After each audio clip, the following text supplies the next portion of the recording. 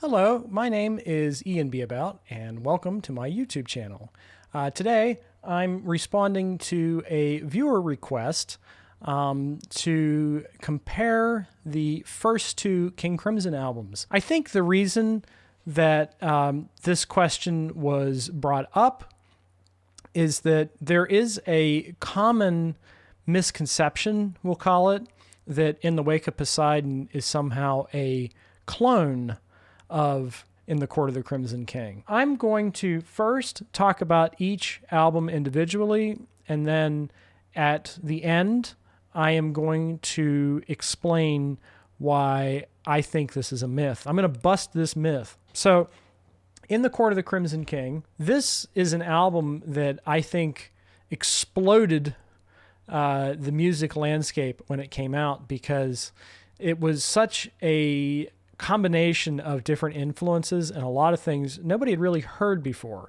So 21st Century Schizoid Man is this amazing cacophony of jazz rock ideas and aggressive singing and frantic playing that kind of comes to this thrilling conclusion that leaves the listener breathless. And the first time I heard it, I was instant fan. I was hooked.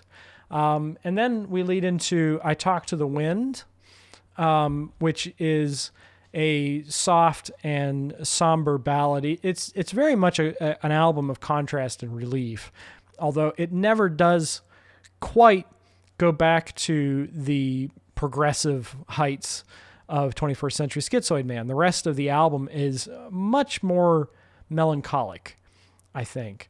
I Talk to the Wind is less so. It has some wonderful flute playing, I believe from Ian MacDonald. Then you get to Epitaph. It does have this element of like a dirge to it, a funeral dirge, perhaps even depressing, but it's a very beautiful piece with some great acoustic guitar playing from Robert Fripp, some clarinet, presumably from Ian MacDonald. You do have the Moody Blues album, The Days of Future Past, which came out a couple years before this, combining rock music with orchestra and mellotron. But I think that King Crimson combined those elements much more fluidly than the Moody Blues did. The Moody Blues would have sections of rock music, sections of orchestral music, sections of mellotron music, but this album kind of combines those influences together in a very interesting way. And Greg Lake's singing and bass playing is one of the highlights of this disc, especially Epitaph. I think Greg Lake is just pouring his soul into those words.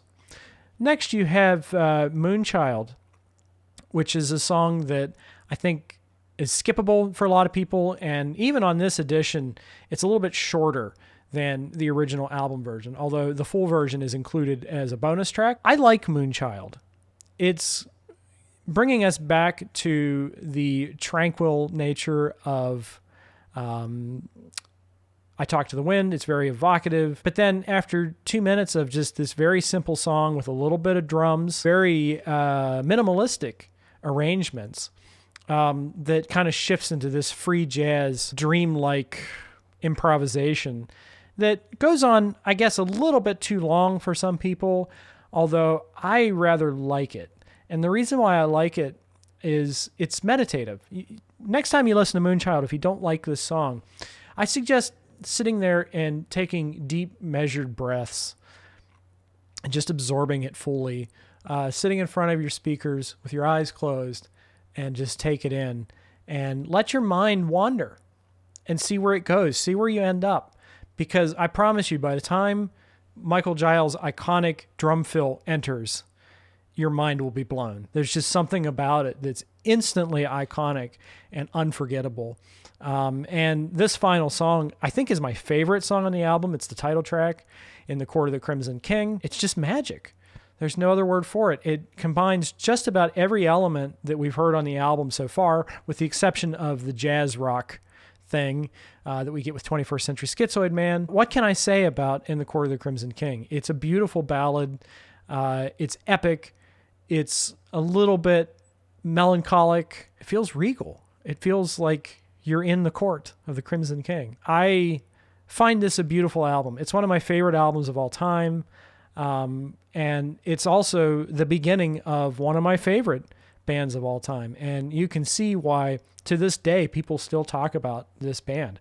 I really think had Robert Fripp never formed another King Crimson, never done another King Crimson album, this album, Court of the Crimson King, would still be absolutely legendary, and it would still be talked about. In 1970, King Crimson released their follow-up, In the Wake of Poseidon. Because the first side of this album follows a similar formula to In the Court of the Crimson King, it leads a lot of progressive music and King Crimson fans to mislabel it as a clone of In the Court of the Crimson King. I really just think it's Pictures of a City. It's a repeat of the template of 21st Century Schizoid Man. It's not really a clone of 21st Century Schizoid Man. And, you know, when I first heard In the Court of the Crimson King, I think I was let down by it because 21st Century Schizoid Man is such an iconic and arresting piece of music, and it's so exciting to hear it as a young music fan.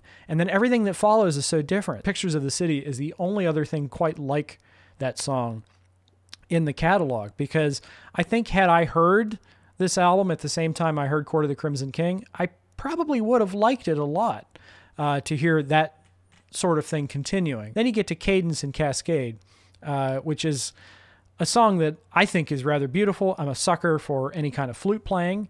This is Mel Collins on flute. I don't think Ian MacDonald appears on this album. So this is one of the first major lineup changes in the band's history. This is something that will feature throughout the band's catalog. There were two lineups that are kind of stagnant, but for the most part, lineup changes are a feature of King Crimson. It's almost like half of their albums are transitional albums because of that. And I think that's something that makes them interesting. I think it's a strength, not a flaw. But yeah, I love Mel Collins' flute playing on Cadence and Cascade. And I love his sax playing throughout. You hear him, it sounds like overdubbing two saxes on Pictures of a City, which is something that I don't think Ian MacDonald did too much of, so it has a fuller sound to it. But yeah, I like this piece. I don't think it's as good as I Talk to the Wind. I'm a sucker for Robert Fripp playing the acoustic guitar in this way, and I'm a sucker for this kind of lyrical stuff. This is also the entrance of Gordon Haskell, who would go on to appear on the Lizard album, which was their next record. Not much more to say about this track. It's not like a great song or anything like that. And again, it does repeat the formula of fast song and ballad.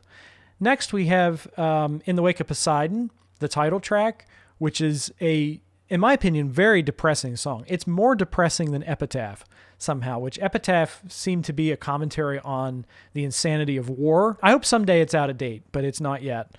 I'm not sure what In the Wake of Poseidon is about, but it is a very similar languid ballad, dirgy type track. But it does have some excellent drumming from Michael Giles, which I enjoy. I wouldn't say this is one of my favorite tracks on the album, but I do really like it. And I feel like by making the first album, or at least the first side, a template of the first album's first side, we do have this sense of, oh, they're following on a theme. And I think that that's something that music fans sometimes miss. Sometimes music fans hear thematic material and they think, oh, it's repetitive. But thematic material is cool. And I'll tell you why. Because by the time you get to the second side, King Crimson begin what they do best, and that's subverting your expectations about what they should be. We open side 2 with the absolutely goofy, bonkers Cat Food, which is one of my favorite songs they ever recorded. You have some great piano playing from Keith Tippett, and he's all over the Lizard album, which is one of my favorite maligned records. You know, hopefully one day we'll get a chance to talk about the Lizard album too. But I love the sound where Keith Tippett it's like a cat walking across the piano, the classic idea of, oh, he can't play. He sounds like a cat walking across the piano. I love how scatterbrained and ambitious this song is with that Beatlesy hook. It's got like a very Beatlesy chorus, but then everything else is just straight jazz freak out. And it's one of my favorite songs that King Crimson ever recorded. So A+ for cat food. I absolutely adore the Devil's Triangle, and there is nothing else like this in the King Crimson catalog, period. There's nothing like this on the debut album. Nothing. And you have this, it's essentially a remake of Mars, the Bringer of War, the Holst piece, because King Crimson actually did perform a version of Mars in the Court of the Crimson King era tours. But it's just so deconstructed and so busy and avant-garde in approach that makes it one of the most horrifying things I've ever heard, but also one of the most fascinating. There's a moment in this where there's all this frantic playing and crazy piano stuff going on, and you hear a sample of Greg Lake's chorus from In the Court of the Crimson King, and it's immediately cut out, almost like it's Fripp's shorthand for saying, we're not going to do that anymore. Nostalgia? No. We're about change. We're about moving forward. And I think that that's one of the strengths of this album, actually, is that it sets up the first side almost as a repeat of the formula, which isn't the same thing as being a clone. It's a repeat of the formula of the first album. And then the second side is all about, this is where we're heading. You know, this is where we've been. This is where we're heading. I forgot to mention that this album is interspersed with these short little lyrical pieces called Peace. And I like this idea that there's, again, this theme that keeps appearing throughout at the beginning, the middle, and the end of the album. This is, of course, an idea that King Crimson would reuse on their final studio album, The Power to Believe. And that's actually one of my favorite King Crimson albums. I think it's one of their best and most underrated. So I really like these little Peace interludes. And I think they're a nice contrast. And it oddly ties together an album that's very diverse, has very little concern for nostalgia or making the listener feel comfortable. But this thread that goes through it, I think, in some ways does hold it together. And I really like it. Now, this version of the album, and I think most versions of the album that have been available on CD, comes with the Groon single. Is this not one of the most batty, crazy singles ever released by anyone? Groon is a hallucinatory experience.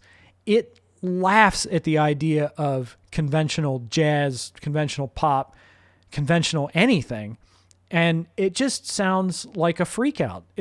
But I also get the sense, even though it has this improvisational, loose feel, that it was very well written out. I don't know.